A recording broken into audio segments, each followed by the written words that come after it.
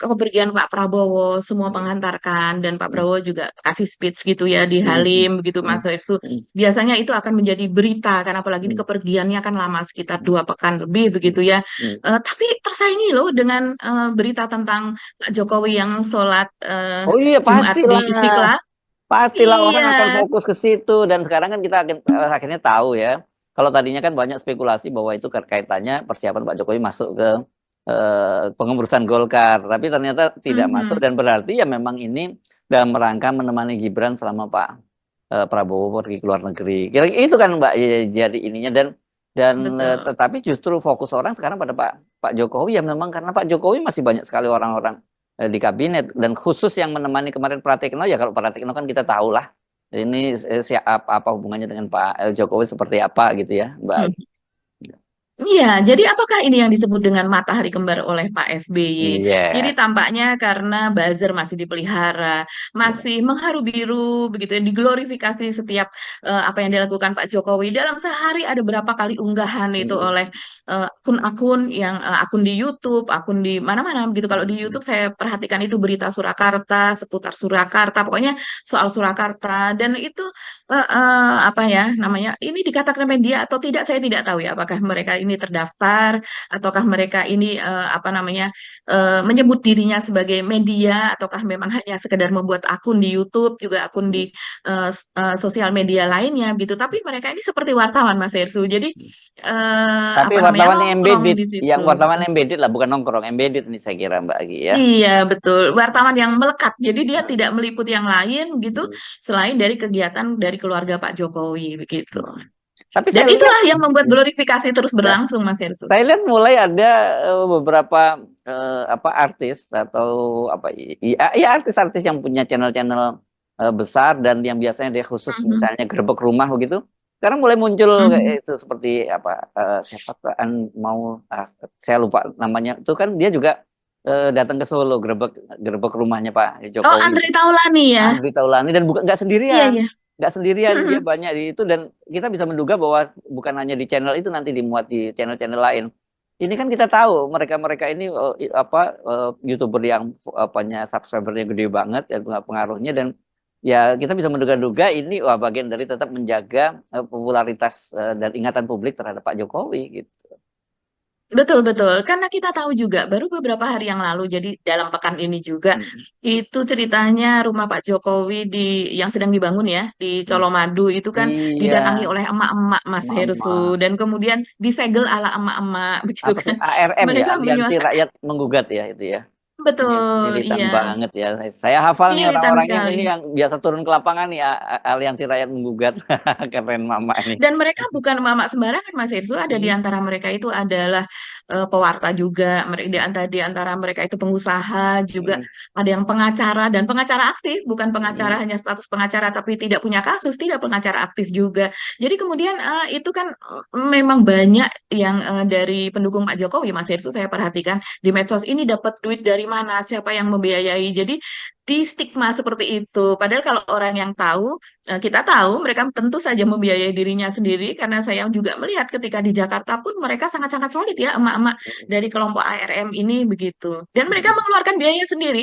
Ya. Bahkan untuk beberapa aksi yang melibatkan mahasiswa, mereka ketika setiap kali mahasiswa ini kan juga memberitahu mereka, Hmm. mereka pun juga memantau akun-akun sosial media dari BEM dan sebagainya ketika mereka tahu bahwa ini akan ada aksi, mereka pun mengikuti mahasiswa itu bagaikan anaknya begitu dan juga membawa Logistik ya, makanan gitu ya dan logistiknya. Ya, sebagainya. ya. Oke. Tapi yang satu yang juga di luar itu saya kira yang ini peristiwanya terjadi beberapa hari yang lalu ya, setahu ya. Hari Akhirnya Kamis Mas Hersu hari ya. Kamis ya, seperti kita duga Mm-mm. akhirnya ribut juga ya rakyat akhirnya melawan ya yang selama ini mereka hanya diam-diam ditindas oleh proyek strategis nasional Pantai Indah Kapuk 2 akhirnya terjadi perlawanan kemarin dan berapa mobil tuh sampai dibakar semua itu ya. Itu tetap menarik untuk kita kita cermati karena peristiwanya masih terus berlanjut, Mbak. Izin melaporkan anak kecil, udah anak kecil korban bukit tanah lagi nih di depan Puri Naga. Masya Allah.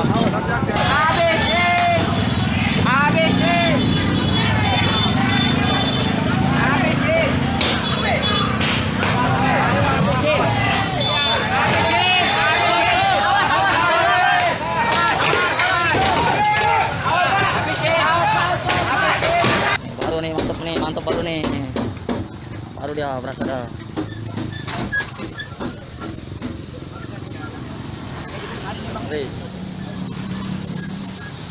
wih, wih.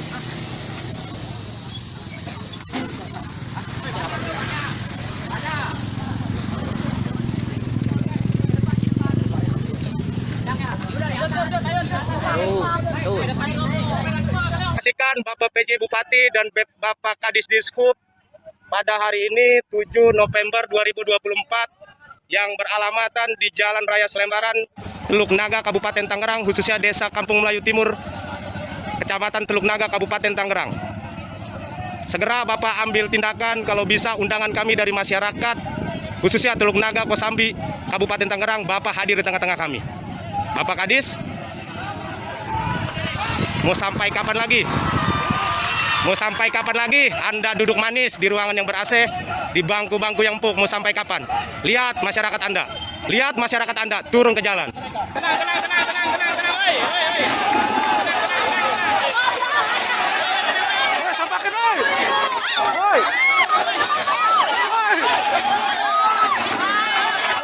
Kondusif,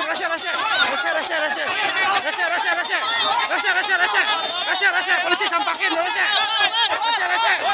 polisi disampakin, tawuran, terus, woi,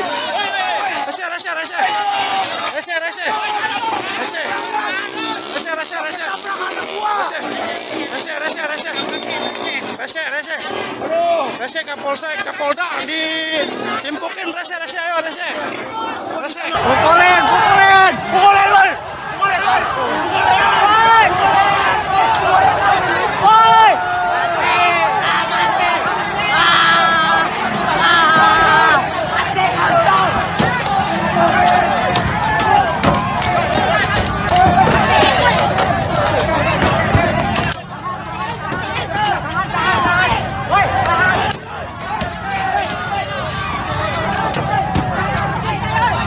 Betul. Ini sinyal awal ya perlawanan secara masif dari rakyat gitu. Meskipun berbeda ya modusnya selama ini kan, kalau yang dilakukan oleh Said Didu, Bang Said Didu itu kan menggugat langsung proyek strategis nasionalnya. Betul. Dan memang sudah mulai ada yang turun, bukan hanya Bang Said Didu. Tadinya kan sendirian dia ya. Dia katanya punya moto berani tandang ke gelanggang walaupun hanya seorang gitu. Nah, sekarang dia tidak lagi, sekarang Bang Said Didunya malah nggak begitu ribut lagi soal PSN, tapi justru rakyat sebentar yang ribut, walaupun ini dipicu oleh kecelakaan ya Mbak ya, oleh ditabrak ya, ada seorang anak yang ditabrak dan konyolnya itu supirnya ketahuan nyabu gitu ya Mbak Agi ya. Iya, begitu Mas Herzu. Inilah kondisi yang ada di bawah yang seringkali tidak terdeteksi dengan begitu detail ya sama yang di atas. Jadi kalau ngintelin, seharusnya ngintelin yang kayak begini, begitu loh. Ngintelin penderitaan rakyat, korban-korban gitu. Bukan ngintelin orang yang dia membela hak-haknya, tapi kemudian dipelesetkan atau dispin menjadi melawan pemerintah, gitu kan, melawan pembangunan, anti pembangunan. Kalau saya melihat nih Mas Edi, coba kita lihat nih ya, siang malam itu memang truk-truk tanah itu beroperasi di sana, dan mereka menggunakan jalan umum, bukan jalan yang sudah dibuat oleh pemilik proyek untuk kemudian dilalui. Ini kan sebenarnya setiap daerah itu ada perdanya, ada peraturannya, begitu Mas Hersu. Seperti misalnya kalau setahu saya di Jalan Raya Narogong Bekasi itu kan di situ banyak sekali pabrik ya, dan mereka tuh baru boleh beroperasi di atas jam 8 malam, dan itu jelas sekali ada rambu-rambunya. Jadi kontainer yang mengangkut produk-produk yang ada di situ, begitu Mas Hersu, itu baru boleh beroperasi di malam hari. Kalau seandainya siang sudah ada truk-truk yang kayak kontainer-kontainer besar, bahkan sambung-sambung kayak begitu itu kita bisa melaporkan dan mempertanyakan gitu. Dan kalau ada hari libur itu ada ketentuannya sendiri. Sementara kalau di Teluk Naga, Tangerang, Banten ini tempat proyek PIK 2, proyek strategis nasional milik Aguan dan juga Antoni Salim ini ya Mas Hersu, ini di sana itu berlakunya dari mulai jam berapa ya, jam 9 atau jam 10 malam sampai jam 5 pagi begitu. Jadi seharusnya ini kan kejadiannya jam 9 pagi. di mana kejadiannya itu sebetulnya anak usia 9 tahun dibonceng oleh seorang wanita usia 20 tahun, dia hendak melewati sebuah truk tanah dari sebelah kiri jalan. Nah, tentunya pandangannya terbatas sehingga dia goyah dan kemudian dia jatuh, si pengendara atau pengemudi itu jatuh ke arah kiri jalan dan sementara anak itu jatuh ke kolong truk sehingga kemudian terlindas kakinya. Itu yang menyebabkan kemudian kemarahan begitu dan apa namanya warga di situ kemudian menghentikan karena otomatis truk tersebut berhenti dan kemudian warga juga menghentikan truk-truk yang sesudahnya sehingga ada 19 truk ketika itu yang tertahan gitu ya yang kemudian terjadi akumulasi seketika karena kejadiannya tidak bisa dilihat pada hari itu saja itu Iya, sudah merupakan ini akumulasi akumulatif. Iya, gitu. iya, iya. Betul, sehingga terjadi perusakan, ada truk yang dibakar juga, dan ada penjarahan, Mas Hersu. Hmm. Penjarahan ini misalnya seperti AC begitu diambil oleh entah siapa, entah warga atau bagaimana, dan kemudian juga pintu truk gitu dicongkel, diambil ya mungkin itu kan berupa besi ya, itu kalau dijual ke tukang loak juga lumayan begitu kan. Iya. Nah ini yang disayangkan, kita standingnya dari FNN tentu apa namanya mengecam yang namanya hal-hal penjarahan seperti itu. Tapi kita juga melihat polisi seharusnya ini melihat tidak hanya sekarang ada 22 orang Mas Irsu kabarnya menurut kepolisian setempat ini yang di Tahan. apa namanya yang menjadi tersangka gitu yang sudah ditahan gitu. Tapi kita juga harusnya polisi melihat kenapa polisi melakukan pembiaran ketika truk-truk tersebut melanggar jam operasional. Kenapa mereka juga tidak ditangkap? Apalagi si sopir ini. Ini juga sopir ini korban juga loh Mas Hersu kalau menurut saya.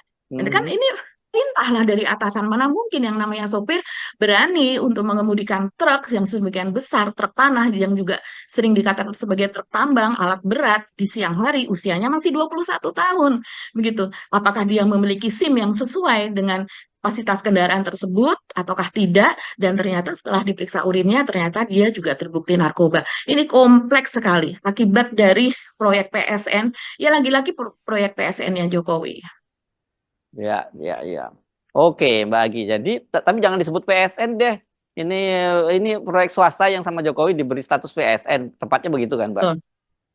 Setuju, setuju sekali Mas Hersu. Karena proyek PSN ini kan sebetulnya eh, pas semangatnya itu adalah proyek yang untuk mensejahterakan rakyat. Ya. Proyek ini adalah proyek di tempat yang belum terbangun untuk membangun sesuatu di Mm-mm. situ, begitu. Jadi tempat-tempat itu biasanya seharusnya tempat-tempat yang tidak tersentuh oleh pembangunan dan kemudian akan dibangun di situ melibatkan seluruh rakyat, memberikan lapangan pekerja, memberikan lapangan pekerjaan, diberikan kemudahan dalam mengurus surat-surat begitu, terus kemudian pengalihan lahan, penduduk setempat diberikan ganti rugi yang layak, begitu Mas Yersu. Dan ya itulah semangat PSN sebetulnya. Tapi ternyata PSN yang sekarang ini kan Undang-Undang PSN ini kan terus direvisi begitu Mas Yersu. Berapa kali revisi ya? 2 atau 3 kali revisi saya lupa ya. Itu dari revisi ke revisi akhirnya adalah undang-undang yang seperti sekarang dan kita tahulah ini kan bau amisnya ini kan sangat kental sekali Iya, bahwa iya. PSN yang di PIK PSN ini ala membangun Jokowi. di tempat Ya, ya. betul. PSN Jokowi ini tadinya sudah ada PIK 1. Ini perpanjangan di PIK 2 ini begitu. Yang artinya di tempat yang sudah padat penduduk di mana orang bekerja di situ, orang beternak, orang mencari ikan menjadi nelayan, orang masih berkebun, ada yang masih menanam padi di situ dan sebagainya, segala kegiatan ekonomi tumbuh di situ dijadikan PSN. Jadi bukan antah berantah yang kemudian dibangun. Ini memakai tempat fasilitas rakyat begitu ya, apa namanya jalan-jalan diperuntukkan untuk rakyat, kemudian dipakai oleh si PSN yang ditunjuk oleh Jokowi ini. Ini orang kan bertanya-tanya, memang wajar kalau seandainya bertanya. Seharusnya kan diberikan kepada yang lain dan dengan ini maka segala kemudahan itu diberikan kepada si pengembang. Nah kita lihat nanti apa saja kemudahan yang diberikan oleh kepada pengembang ini. Ya kalau dari sisi aturan, saya kira dari syarat apapun ini nggak memenuhi syarat untuk jadikan PSN dan memang dan kita tahu kan ini adalah barter karena mereka ini para pengembang di bawah konsorsiumnya Aguan itu kan termasuk juga Sinarmas ya, Sinarmas malah lebih dekat lagi dengan Pak Jokowi itu ya karena yang dipilih untuk otorita IKN juga petinggi Sinarmas, kemudian jadi One Team Mhm. Press, juga orang Sinarmas, Betul. tokoh swasta, dan sebelumnya malah jadi duta besar di Korea kan. Jadi Mhm.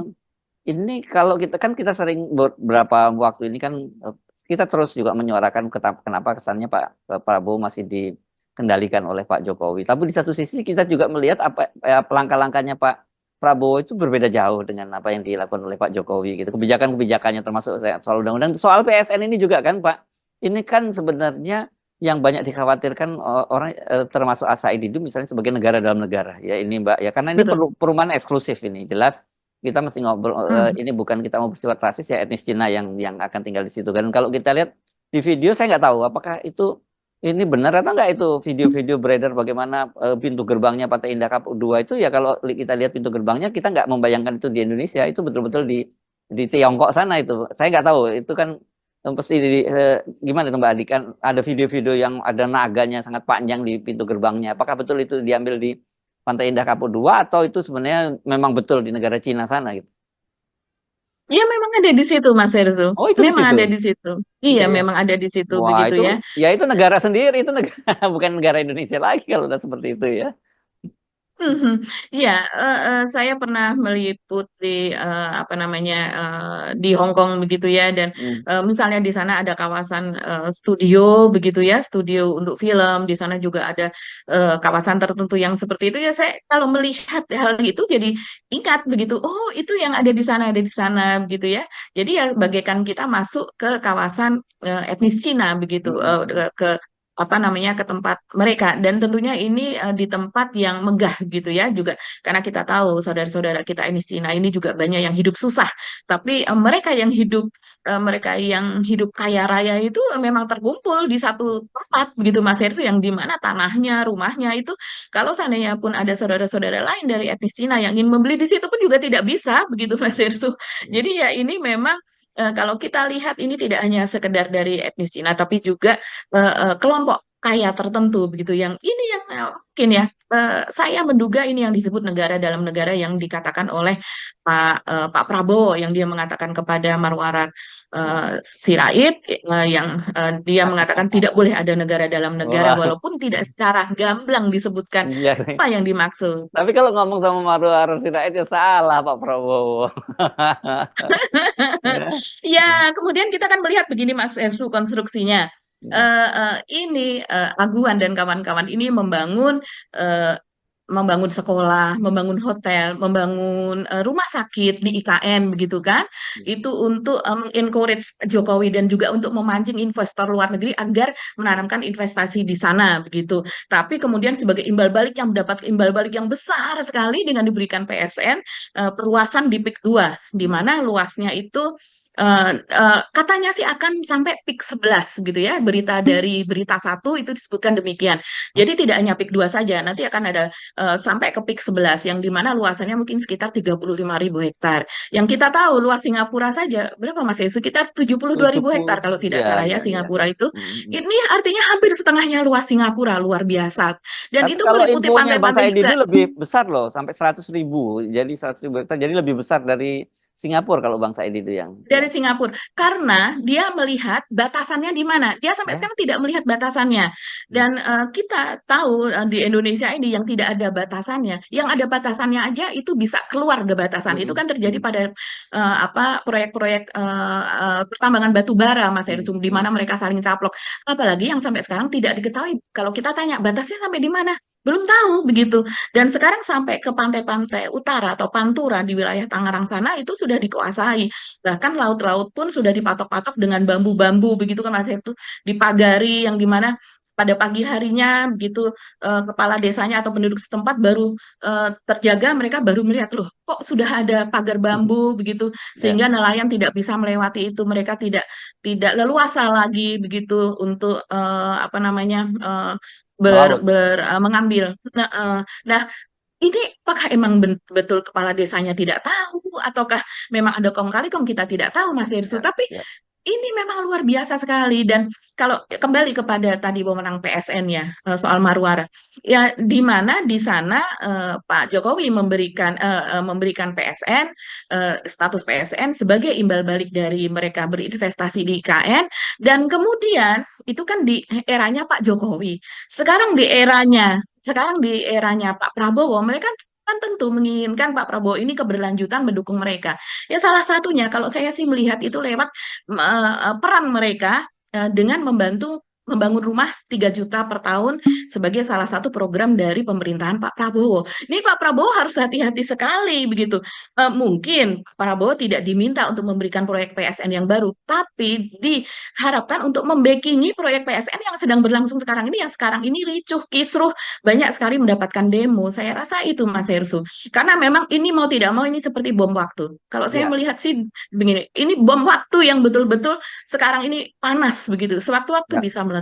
Kira-kira panjangnya nanti mungkin 70-80 km sampai Serang sana, dan itu pinggir pantai, dan pinggir pantai dijual sangat mahal. Dan lucunya, saya heran bahwa pinggir pantai yang langsung kapal bisa merapat itu sudah dijual. Jadi negara sudah hilang sebenarnya kewenangannya di sini. Padahal aturannya pantai itu udah milik rakyat, sekarang ini milik pribadi, dan itu harga paling mahal.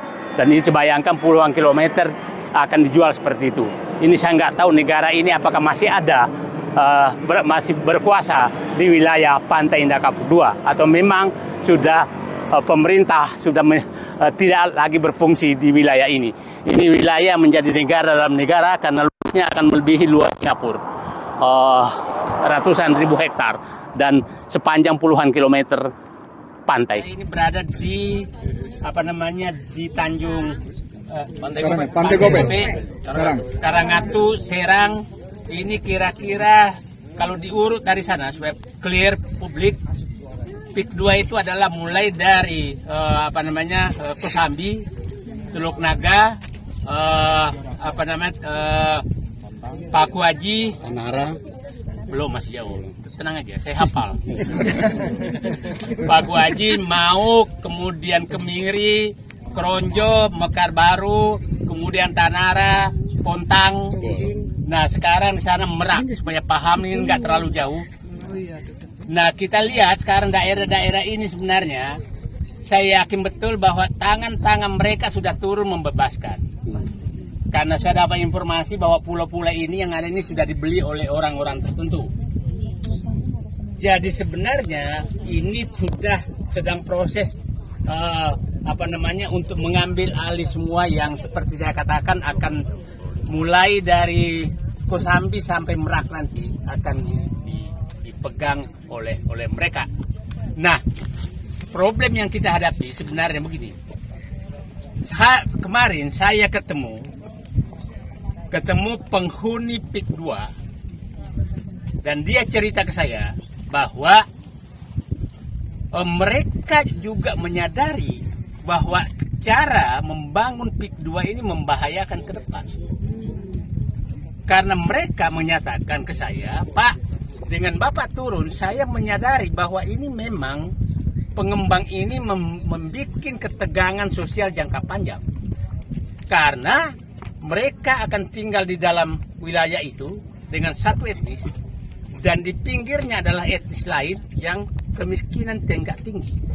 Jadi dia bayangkan, ini dia hidup nanti di situ dengan penuh ketegangan. Nah, mereka sekarang menyadari bahwa ini sangat berbahaya membuat kawasan seperti ini, dan dia menyatakan ini hanya kelakuan beberapa orang untuk mengejar kekayaan mereka yang menjadi tegang seumur hidup di Indonesia sampai anak cucunya. Jadi saya menyatakan perjuangan kita bukan perjuangan tentang etnis. Perjuangan kita adalah tidak boleh ada etnis yang tegang antar etnis sehingga negara ini bisa kacau. Saya betul-betul menangis melihat kenapa orang Banten mau diusir begini kok diam semua. Itu Pak yang bikin saya menangis. Semua diam, tidak ada yang mau teriak. Calon gubernur, calon bupati, nggak ada berani menyinggung PSN PIK 2. Walaupun kampung saya bukan asli di sini, tapi siapa tahu Allah menunjuk saya untuk menjadi pembela rakyat di kampung orang lain. Terima kasih buat Pak Marwan, Pak Said Didu, luar biasa. Kalau kita masyarakat Banten, ingat Pak Said Didu ini beliau berasal dari Sulawesi Selatan. Sebenarnya kita punya kenangan yang luar biasa dalam sejarah Banten. Bahwa ketika kekuasaan dipegang oleh Sultan Ageng Tirtayasa, memang menghadapi kolonialisme Belanda yang begitu hebat dan begitu jahat, begitu zalim, dan saat itu juga bukan mantu, ada penasehat yang diminta untuk menjadi penasehat daripada Sultan Ageng Tirtayasa adalah seorang ulama, yaitu Syekh Yusuf Al-Makassari. Yang malu itu kita ini sebagai masyarakat Banten yang melihat kezaliman di depan mata terus kita diam saja. Ya sebenarnya dengan Marwara ditunjuk menjadi Menteri Perumahan aja kita kan langsung sudah tahu kira-kira ini siapa. Betul. Kan karena satu, Marwara ini jelas dia walaupun dia tadinya kader PDIP itu dia lebih dekat pada Pak Jokowi, bahkan sampai kemudian kelihatannya menimbulkan friksi dan dia selalu dijegal oleh PDIP ya untuk masuk kabinet gitu ya. Jadi dia bukan orang yang tidak disukai lah di PDIP. Saya nggak tahu apa penyebabnya gitu. Yang kedua, dia ini juga dekat dengan 9 naga begitu orang nyebutnya, dan ini pengakuan dia sendiri ya, karena ketika ada foto-foto yang beredar dia bersama dengan Aguan dan beberapa Taipan lain, dia menyatakan dia belajar bisnis lah sama Taipan dengan membangun di IKN kan begitu. Nah sekarang tiba-tiba ketika dia ditunjuk jadi Menteri Perumahan, kita jadi kaget-kaget. Loh. Apa urusannya ini? Dan benar saja dia langsung gerak cepat katanya, kemudian Aguan membangun rumah gratis gitu yang diberikan kepada miskin. Nah, kita tahu nggak ada lah makan siang gratis buat mereka, karena dengan investasi yang kita nggak tahu kelanjutannya seperti apa di IKN, kan dia langsung dapat proyek strategis nasional. Kalau sekarang dia kemudian menyiapkan katanya memberikan rumah gratis yang hanya katanya punya Marwarar ya, katanya lahan milik Marwarar 2,5 hektar dan kemudian pembangunannya Aguan. Ya ini semua pasti nantinya untuk membackup itu satu, dan kedua program 15 juta rumah selama 5 tahun itu juga proyek gede Mbak yang bisa diambil oleh semua mereka. Padahal kan tadinya kalau kita menyimak pernyataan dari Pak Hasim, adiknya Pak Prabowo, itu kan semangatnya dengan membangun rumah 5 juta yang diharapkan jadi 30 juta kalau Pak Prabowo terpilih untuk presiden yang kedua kalinya. Itu satu, menyediakan rumah untuk rakyat. Yang kedua tentu saja ini untuk membuat pengusaha-pengusaha UMKM atau UKM lah, bukan UMKM lah kalau perumahan itu yang lokal, tentu saja dalam pengertian ini pribumi lah begitu, yang bisa tumbuh di berbagai daerah. Nah, gitu, karena kan ini perumahan di berbagai daerah. Kalau dikuasai oleh mereka-mereka lagi, ya mereka itu akan makin besar. Itu dari sini aja kita lihat betapa Pak Prabowo itu juga dalam tekanan lah ya untuk kemudian mengapa menjadikan orang seperti Marwarar jadi Menteri Perumahan ini, kan dia jelas kepentingan kepentingan Pak Jokowi dan kepentingan para Taipan pengembang itu kalau itu clear ya, dan karena itu dia unggah sendiri kok foto-foto dia bersama dengan para Taipan itu ya Mbak. Betul. Kan dia juga mengatakan bahwa dia sedang belajar menjadi pengusaha begitu, dan itu juga disindir-sindir oleh para elit PDIP begitu. Sekarang sudah berbeda, kekayaannya berbeda, mereka mengatakan demikian.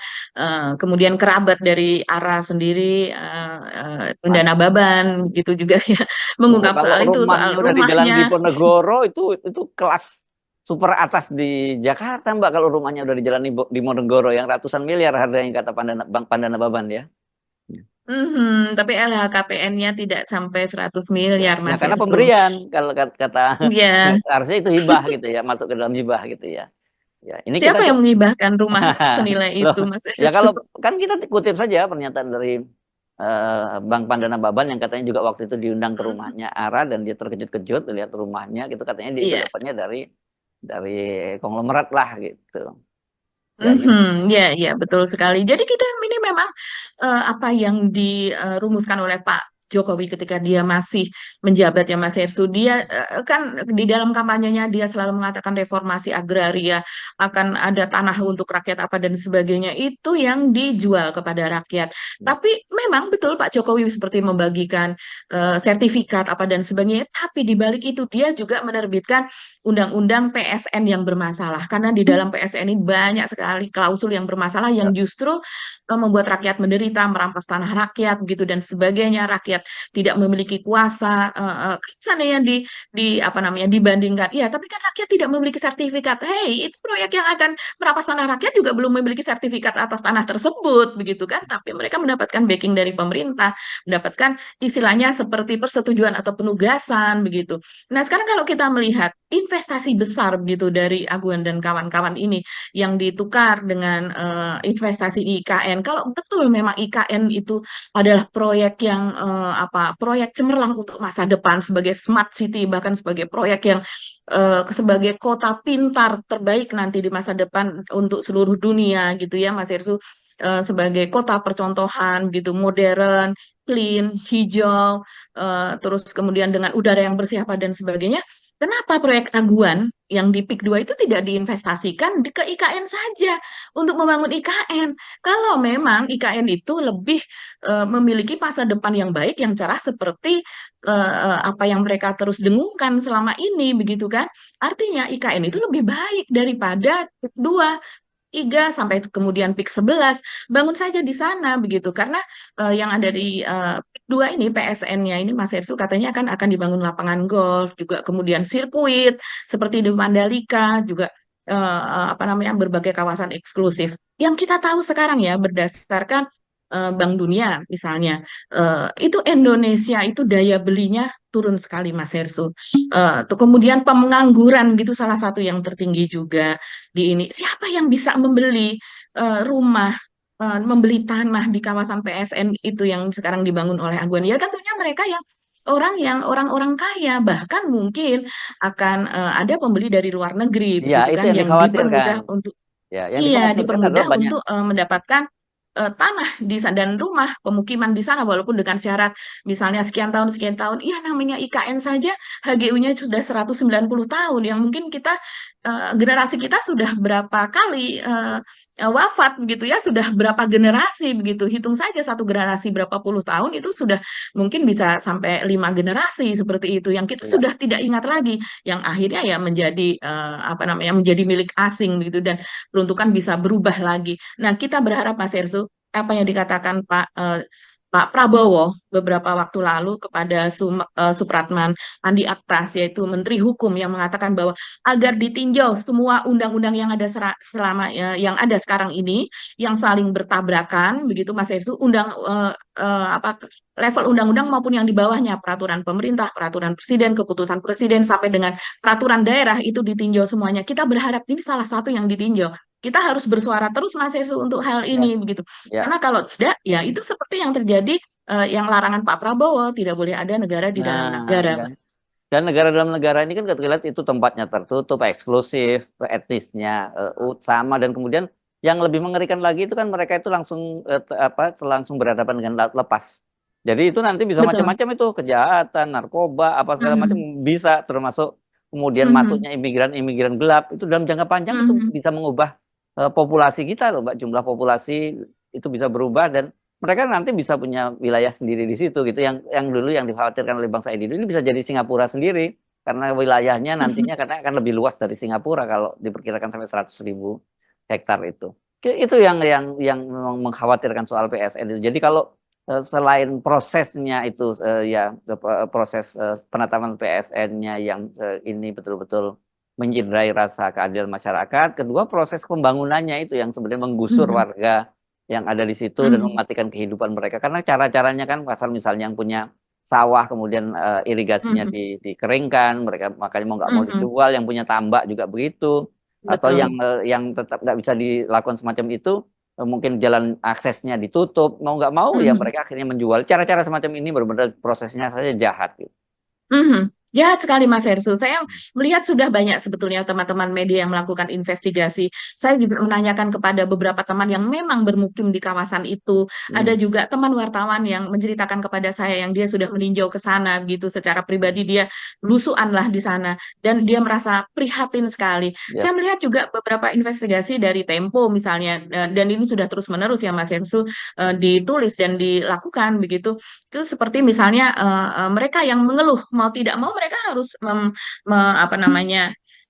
melepas sawahnya, harus melepas kebunnya begitu, karena tanah ini yang setiap hari lalu lalang di kebun mereka sehingga tanah ini ternyata tidak hanya lewat, tapi juga tanah-tanah yang di bawah itu berhamburan keluar, sehingga akhirnya tanaman mereka itu mau tidak mau lama-lama tertimbun. Dan mereka tidak bisa protes dan tidak ada ganti rugi, sehingga akhirnya harus melepas tanah tersebut gitu, karena tidak mungkin dia harus kemudian apa namanya menumbuhkan tanaman di tempat yang seperti itu, Mas Hersu. Sementara yang lain tetangga-tetangga pun juga sudah menyerah lebih dulu. Jadi memang di sana sangat-sangat kompleks, dan ini saya rasa bukan salah satu tujuan dari kenapa Prabowo ingin memimpin bangsa ini, kenapa Prabowo ingin menjadi presiden, yaitu untuk memberikan kesejahteraan kepada mereka yang papa, yang miskin, diangkat derajatnya, bukan malah diinjak-injak begitu dan diambil haknya. Dan Prabowo juga apa namanya akan memberikan fasilitas begitu kan kepada mereka yang memang memberikan dampak ekonomi besar kepada negara ini, yaitu dengan memiliki perusahaan, memberikan lapangan kerja gitu, dengan cara tertentu yang tentunya berkeadilan. Ya, jadi kita berharap ya bahwa Menteri Hukum Supratman Andi Aktas itu akan mereview, ini salah satu yang akan direview. Ya, kalau kita melihat Said Didu ya, ini kan memang dia berjuang seperti kata Mas Hersu, ini luar biasa sekali perjuangannya begitu. Bukan hanya karena dia memang memiliki tanah dan rumah di daerah tersebut gitu, dia kan memang ternak begitu ya. Tahu saya dia selalu jualan kalau kalau mau apa namanya Idul Adha itu kan dia jualan sapi hasil ternaknya dan sebagainya. Dia juga berkebun anggrek begitu, terus dia berkebun karena memang dia inilah sesudah dia pensiun itu Mas Hersu. Tapi bukan hanya karena itu, saya rasa kalau dibandingkan dengan luasan dari PSN ini kan tanah Said Didu di situ tidak seberapa begitu ya. Jadi saya kemudian dia mempermasalahkan itu, kemudian dia di ini balik dengan dilaporkan karena melanggar Undang-Undang ITE, itu luar biasa sekali loh Mas Hersu. Undang-Undang ITE masih dipakai untuk mengkriminalisasi, dan kemudian ada ratusan gitu ya pengacara yang mendukung Pak Said Didu. Saya tidak tahu itu apakah nanti masih berlanjut atau tidak gitu. Tapi ada 10 masalah ini yang dirangkum oleh Bang Said Didu, dan coba kita lihat ya telah satu ini kita lihat. Satu yaitu masalahnya adalah karena eksklusif dan bisa jadi negara dalam negara, sudah kita bincangkan tadi. Dua, batasan PSN dan izin lokasi tidak jelas, bisa lebih luas dari Singapura. Ini seperti dikatakan Mas Hersu juga, ini sangat jelas ini. Tiga, pengambil alihan aset negara, yaitu sungai dan bantaran sungai, jalan, irigasi, hutan mangrove, tanah timbul, dan pantai, yang luasnya bisa lebih 10.000 hektar. Ini saya juga melihat ini Mas Hersu, dan saya dulu sering praktikum di sana, karena saya memang bidang saya sebetulnya adalah ilmu kelautan dan perikanan, dan saya sering praktikum di sana, ke Pulau Seribu juga apa namanya naik kapal, menyewa kapal dari nelayan dari pantai-pantai yang ada di sana begitu. Dan kemudian empat, penurunan NJOP, ya jelas ini sangat jelas kalau sudah ada di apa kawasan yang seperti itu ya jelas NJOP kalau seandainya belum ada di sekitar lokasi tapi sudah tidak nyaman, warga setempat ingin menjual tanahnya, itu akan menjadi hal yang sulit begitu. NJOP-nya juga turun karena ternyata harga beli lahan dari pihak pengembang kepada warga itu juga rendah. Jadi daya tawarnya itu rendah sekali dari pihak warga. Kemudian 5, penggusuran paksa terhadap rakyat, yaitu berupa isolasi, intimidasi, bahkan kriminalisasi. Ini yang sangat-sangat disayangkan, dan ini sudah entah tidak terhitung begitu protes dari warga. Dan 6, ganti rugi tanah rakyat yang sangat murah. Ini di zaman seperti sekarang, di tempat seperti itu masih ada tanah di bawah harga 100.000. Bahkan saya mendengar kalau tidak bersedia melepas itu ada yang ditawar 60.000, 50.000, bahkan ada yang sampai 40 ribuan. Ini luar biasa. Tanah apa ya? Biasanya tanah segitu hanya sepengki atau seember, Mas Hersu. Biasanya karena saya suka bertanam dan saya suka membeli tanah begitu dari tukang tanaman gitu, bisa tanah per meter segitu harganya. Dan kemudian nomor 7, makin banyak korban dari angkutan tanah. Jelas itu seperti yang terjadi kemarin. Jadi ini seperti prediksi yang come true gitu ya, yang comes true karena baru diprediksi beberapa hari yang lalu dan ternyata benar korban dari apa namanya banyaknya korban dari angkutan. Dan 8, perusakan layak perusahaan jalan dan lingkungan. 9, keterlibatan hampir semua aparat. Inilah yang kita sayangkan. Kalau seandainya sekarang menangkap ada 22 mereka yang memang menjarah, itu memang kita tahu itu tidak boleh dan kriminal gitu ya. Tapi harus diusut juga kenapa supir itu bisa beroperasi siang hari, kenapa didiamkan, siapa yang menyuruh, siapa yang ini bosnya sampai kemudian ke tingkat atas dan semuanya itu harusnya kena semuanya. Kemudian nomor 10, Banten bisa hilang dalam sejarah. Ya, karena di sana semua tanah, semua ini sebenarnya ada sejarahnya sendiri di sana, Mas Hersu. Ini Yes. luar biasa. Ya. Oke, Mbak Agi, saya Ya. kira ini penting kita dorong ya pemerintahnya Pak Prabowo untuk serius untuk menangani hal semacam ini dan sesuai dengan janjinya. Karena apa yang diucapkan oleh Pak Prabowo itu kan berarti janji ya, tidak boleh ada negara dalam negara. Dan kemudian Betul. bahwa kita masih ingat bagaimana pidato ketika membuka sidang paripurna ya, pengantar sidang paripurna perdana kan jelas bahwa beliau itu mengutip amanat konstitusi, bagaimana bahwa tugas negara itu, tugas pemerintah itu ya mensejahterakan kehidupan rakyat dan mencerdaskan kehidupan bangsa. Itu yang jelas, itu amanat dari konstitusi kita. Mudah-mudahan janji-janjinya itu, walaupun kita tahu Pak Jokowi masih terus membayang-bayangi yang seperti kita sebutkan tadi, itu ada di Jakarta dan sebagainya, memang nggak bisa kalau Pak Prabowo terus menyatakan akan merupakan kelanjutan dari Pak Jokowi. Dan saya nggak yakin bahwa Pak Prabowo mau melakukan itu, karena 10 tahun ini saya kerusakan yang terjadi akibat pemerintahnya Jokowi itu luar biasa. Kalau diteruskan, dilanjutkan, mau seperti apa lagi rusaknya bangsa ini kan, gitu ya Mbak Agi ya. Dan kerusakan yang paling utama, ya, betul. Kerusakan yang paling utama itu adalah moral bangsa. Itu yang Betul. kita lihat. Ya. Iya, Mas Hersu, ini tambahan sedikit lagi. Mungkin ada yang bertanya-tanya, memangnya undang-undang apa yang mau diubah begitu, yang harus ditinjau lagi soal PSN? Ini saya membuka cuitan dari Pak Mulyanto. Pak Mulyanto, ini Mas Hersu sangat kenal nih, dia adalah dari fraksi PKS dulu, tapi kemudian dia sekarang tidak terpilih lagi, Mas Hersu, karena dia sangat-sangat vokal nih di Komisi 7. Vokal, dan sebenarnya beliau ini teknokrat ya, karena tadinya di BPPT kan beliau ini ya. Ya. Betul, ya, seperti Pak Said Didu tadinya juga di BPPT ya, jadi ini orang-orang pinter lah tadinya mengumpul di sana, dan dia mantan anggota DPR. Jadi dia di sini mengunggah, Mas Hersu, dia pengantarnya seperti ini. Sudah tahu kemudahan apa yang diterima oleh PSN termasuk PIK 2, super duper katanya. Kalau proyek pemerintah kita maklum mendapatkan kemudahan. Namun kalau proyek swasta partikelir yang profit oriented untuk cari untung dapat keistimewaan ini, geleng-geleng kepala. Dia mengusulkan batalkan PSN PIK 2. Dan kemudian dia mengunggah soal peraturan pemerintah nomor 42 tahun 2021 tentang kemudahan proyek strategis nasional. Nah, ini beberapa, Mas Hersu, yang dia katakan.